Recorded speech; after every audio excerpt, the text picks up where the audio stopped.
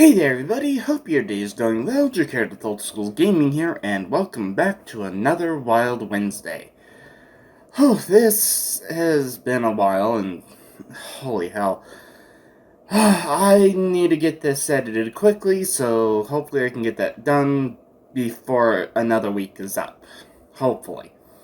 Now this time I'm going to be doing one that is actually quite a bit shorter than the last one, but I mean, hell, in hindsight, perhaps I should have done like a Wild Wednesday 0 just to, go over the rules and explain them, and then done whatever the hell I wanted after, but oh well, hindsight's the only thing that's always a perfect 2020. At least this time I don't have a bunch of expositional stuff to constantly go over, so this time all I really have to do is just cover my own ass yet again. So, whoever I feature in Wild Wednesdays, do not harass them with what I say. My thoughts and my opinions are mine and mine alone. If you want to let them know, the hell, just follow the link down in the description. It'll lead to both the original video and the channel that it came from. So, yeah, by all means, you can definitely let them know that I've done a commentary on them. So, without any further ado, let's get into this. Proto Mario's, something about why only Pikachu talks in the games. I don't remember the title exactly, but I mean, hell, it's fine. It's from Proto Mario. At least I don't have to worry about the quality of it. Oh, don't mind me, ladies and gentlemen. I'm just here with my vintage Pokemon cup.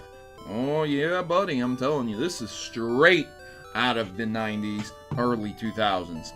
But today we're not talking about a vintage Pokemon cup.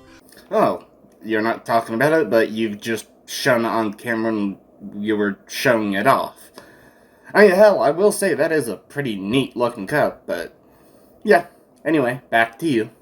We're talking about Pikachu and the variation of Pikachu's cry with a reasoning behind the different cries from the anime to the games. Why does Pikachu have two cries? That's exactly what we're going to be detailing and discussing today with a definitive answer here on Pokemon Theory, the only show on the internet that discusses Pokemon's most pressing questions and attempts to answer every single one of them. So, ladies and gentlemen, if you'd be so kind to sign in and get ready to discuss this question, and among many other theories, you could suggest your own down in the comments down below, and I might explore your theory next. And you can always like and share the video, and if you feel it necessary, you can subscribe to me to check back later if I did explore your theory. Now, let's jump right into today's Pokemon theory, which is, why is there a difference between Pikachu's cry in the game and the anime?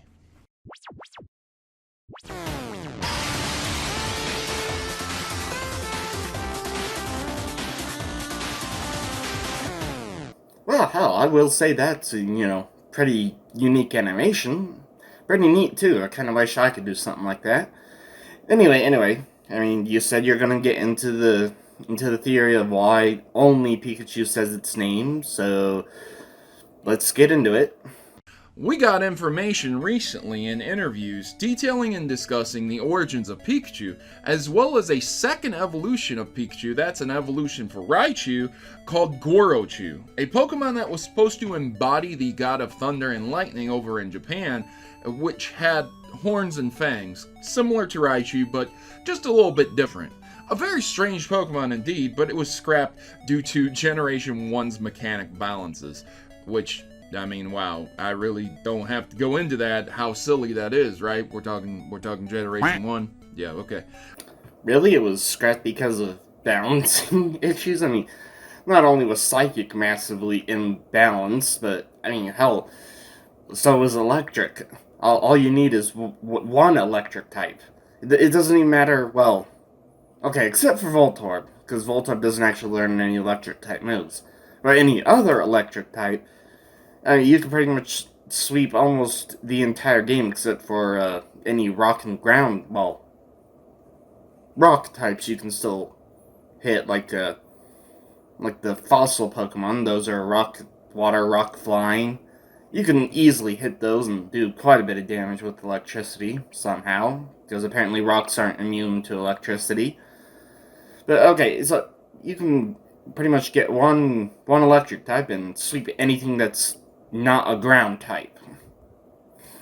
But I would have thought that the Gorochu was scrapped because of timing. You know, just as so much had to be scrapped from first gen, the games had to be pushed at a certain date, and then a whole bunch of stuff got scrapped, which is why there's so much junk data on the first gen cartridges. I figured that's why Gorochu was scrapped, not because of some balancing. I'm calling BS on that. So, continuing on, ladies and gentlemen, we had the original designers talk about several things, like how Pikachu's original design was supposed to be based off of a rice ball, kind of a rice cake, with eyes and ears to symbolize a very small, kind of circular, cute mouse. But it wasn't based on a mouse, believe it or not. It was actually based off of a squirrel first. Yeah, so the head guy, the boss, decided to say, hey, you know what? I like your idea. I like your design of Pikachu, but we're going to go ahead and take it in a different direction. We're going to make him an electric mouse, not a squirrel. So the original designer really liked squirrels, thought squirrels were cute. That's why Pikachu has the electric cheeks. That's why Pikachu has the tail, and she knew it was an electric type, so she decided to make the tail more electric, boldy type. Well, no matter how you look at it, I mean, that is definitely one hell of an iconic design. And hell, even as the design has evolved over the years, it's still quite iconic. As aforementioned in a previous video, I did say compare Pikachu's tail to that of Rattata's or Raticate's, both Pokemon found in the same generation as Pikachu, and you'll notice that the tail is significantly different even though Pikachu is an electric rodent. She colored him yellow because yellow is very easily distinguished as an electric type. So that explains why Pikachu is yellow, why Pikachu is designed the way it is designed, and she was basically brought in to be the cute Pokemon artist. So there were a variation and a split between artists who were designing tough Pokemon and cute Pokemon. So she was there to design the cute ones, and she handled the Pikachu design along with several people's input, and that's what we got. But Generation 1 Pikachu's a little bit different than what we currently have in the form of Pikachu, which is a fat, kind of stuffy-eyed, cute Pikachu that you would see on the shelves. It's not this Pikachu, okay? This is not the Pikachu of Gen 1. Gen 1's Pikachu is lovingly dubbed Fat Chew, or Fatichu, or Fat Pikachu. Well, yeah, I'm sure if you looked up all of the original 151 Pokemon, then, or rather 150, because Mew wasn't added until later as a secret Pokemon, but that's another story altogether. I'm sure that the designers had a nickname for every single Pokemon. And in an interview, it is divulged why there are differences between Generation 1's Pikachu and what we have today. Of course, characters grow, there's no questioning that. Let me tell you exactly what was said. Yes, after it became an anime, we also took some influence from it. Both the game and the anime shared influences, and Pikachu further evolved. At first, its body type was more plump, but its neck was made more defined and its back was made longer. From there, the design on the game production side also changed, and that's how we got the Pikachu you know today. By the way, I never expected to hear it cry Pikachu in the anime. Pikachu. What they're essentially saying is that originally, if Pokemon had stayed Pokemon, we would have Fat Pikachu as we know it. Fat Pikachu would be the Pikachu that we would have today. It would probably have extended into Generation 2, and if Generation 2 had ended, that's where it would have been. It would have never been redesigned into a more stylistic Pikachu that we know today, a skinnier one. As aforementioned, she stated Pikachu had evolved. Yes, I like the pun, evolved, we're talking about Pokemon, but in reality, likely Pikachu would have stayed what it would have stayed, and we would have looked back on Pokemon lovingly as a game that was really, really nice on the Game Boy a long time ago. Well, actually, the original the original thoughts on Pokemon was to have it end with the second generation. However, due to massive popularity, the different companies between Nintendo and I don't know what company does the anime for Pokemon over in Japan, but everyone just saw, holy crap, there's so much money to be made off of this if we continue it. And of course they did, because hell, money makes the world go round, and if you have a gold mine, you might as well mine it. Unless you're 4 kids, then you just throw the pickaxes into the gold mine and go, where's the gold? I don't get it. Why aren't we getting any gold? Yeah, but that's something for another video entirely. A lot of games go that way. Earthbound, Chrono Trigger, where they have very few sequels that are worth looking at, if at all any. And so that's exactly what would have happened to Pokemon. Pikachu itself was influenced by the animation's launch worldwide. As the anime grew more popular worldwide, we understood that, yes, people are really enjoying this Pikachu in the anime. And so, instead of having Pikachu just make noises in the anime along with the rest of the Pokemon, they had decided to have the Pokemon say their names. They liked that a little bit more. And also probably because the main target audience is children. The best way to teach is through repetition, or at least one of the best ways. And having, the different Pokemon cry out their names on a constant basis solidifies that, the kids, the target audience, is definitely going to remember their names. And speaking of which, your video is titled Why Only Pikachu Says Its Name in the Games. And you said there's going to be an answer for that. You've been going on for about 6 minutes now.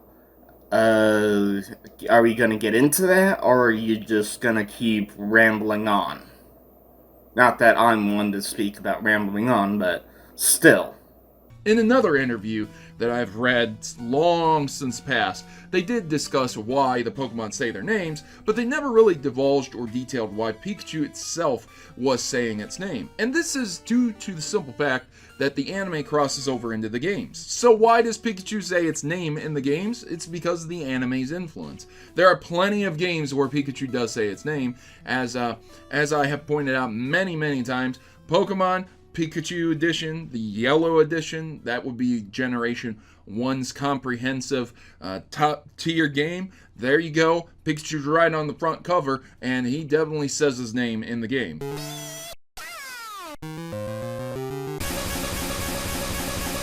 You might be saying to yourself, well, why out of all the Pokemon does Pikachu say its name? Well, there you go. You have your answer. The anime's influence caused Pikachu to change within the game, so not only in the anime, but also in the games themselves. And I guess that's a pretty satisfying answer. Well, yeah, I mean, hell, I find out that you haven't actually given the answer, and then you immediately give the answer. Oh boy, I suppose that's what happens when you don't watch a video beforehand. You might be saying to yourself, well then, why doesn't Meowth change? Why aren't Team Rocket in the games more? And things like that. Well, here's the thing. There's definitely a separation of canon here. So a lot of people don't even take Pokemon Yellow to be the canonistic version of the game series for Generation 1. Most people either take Fire Red and Leaf Green, or they take either Green, Red, or Blue, or say all three of them combined together is basically Generation 1. So Pokemon Yellow is not even canon for the game line series, meaning that there's definitely a separation there. So the anime influences took back seat for the following generations. Generation 2, Generation 3, Generation 4, 5, 6. There's very few anime references. They are there's no questioning that, but that seems more like Easter eggs than actual influences over Pokemon itself. You don't necessarily see Team Rocket making local appearances in your Generation 6 or 7 games, right? And that's because they just don't. So Team Rainbow Rocket doesn't have Jesse and James in it. Once again, if the anime was really influencing the games, they would definitely be there. But because Pokemon Yellow was very special at the time, they definitely tried to make that happen. Yes, they definitely did try to make that happen, but I mean, the problem was, release time and how slow the anime was coming out. Because, the yellow version, they had to be pushing that out at a certain date, and they tried to, put in certain influences from the anime, such as, getting the Bulbasaur, Charmander, Squirtle in the game, just as Ash does in the anime. Hell, there's even one trainer on I forget the number. It's the route to the east of Cerulean City, and there's one trainer there who talks about that. I have a 99 win streak here, which is of course a reference to the Sandshrew training episode thing, whatever the hell the name of that episode's called. There are, of course, certain unique animations based on, what's going on in the game.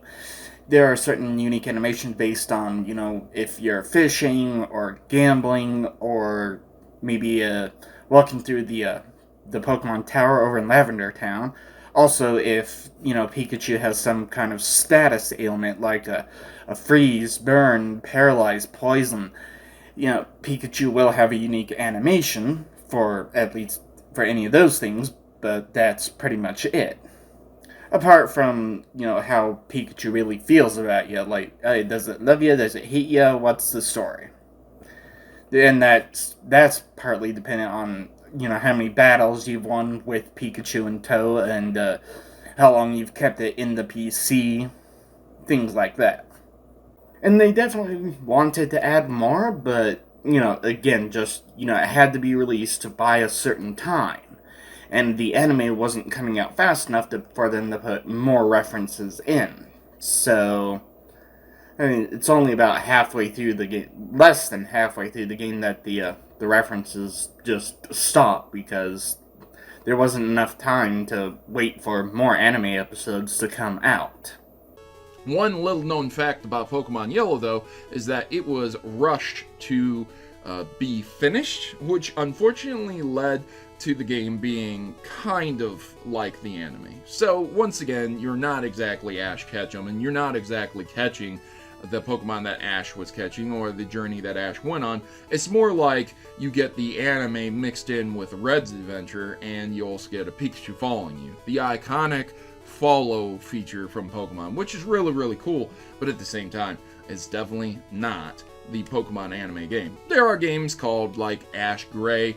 There are ROM hacks out there that follow Ash's journey a little bit better. So if you're looking for that experience, I would definitely suggest finding those. Though I do not advocate piracy, so once again, it's at your own risk if you're going to look for those types of games. Nevertheless, I've always found it interesting that if the anime influences Pokemon so much so that they completely changed Pikachu and allowed it to have its own personal cry in Pokemon Yellow and subsequently other games, I'm very curious why they never released an anime-based game officially. Why didn't they really walk through Ash's journey in Season 1 all the way to Indigo Plateau? I don't know. You guys let me know what you think about that in the comment section below. Why would Nintendo not release a game like that? Probably because there's just not enough money to be made in it. That's really my only guess. As I said earlier, money makes the world go round, so if there's not enough money to be made, there's not gonna be anything done for it. Okay, well, thankfully that is the end of Proto Mario's video, and which means of course I'm reaching the end of my own. Oh boy. So, hell, if Proto Mario's theories are, this, to the point, and, well, I mean, he rambled on for a bit, but again, as I said, I'm not really one much to talk about rambling on for a while. Hell, given what I want to have happen in the next, I don't know, 2 or 3 months, I might end up just pre-recording some commentary over Proto Mario's theories, because, yeah, the next, I don't know, 2 to 3 months, depending on how long things take, is gonna be quite the adventure. Let's just leave it at that. And there's really not much more for me to say here. Just, again, do not harass Proto Mario with what I have said. I mean, if you want to let him know, go ahead. If you want to talk about whatever you want down in the comments section, go right ahead. But yeah, don't harass Proto Mario with the things that I've said. My thoughts and my opinions are mine and mine alone. And there's really not much else for me to say here. So, thank you all so much for watching. Don't forget to smash that like button. Subscribe if you haven't hit that bell so you can always be notified whenever I upload another video. And don't forget to have fun.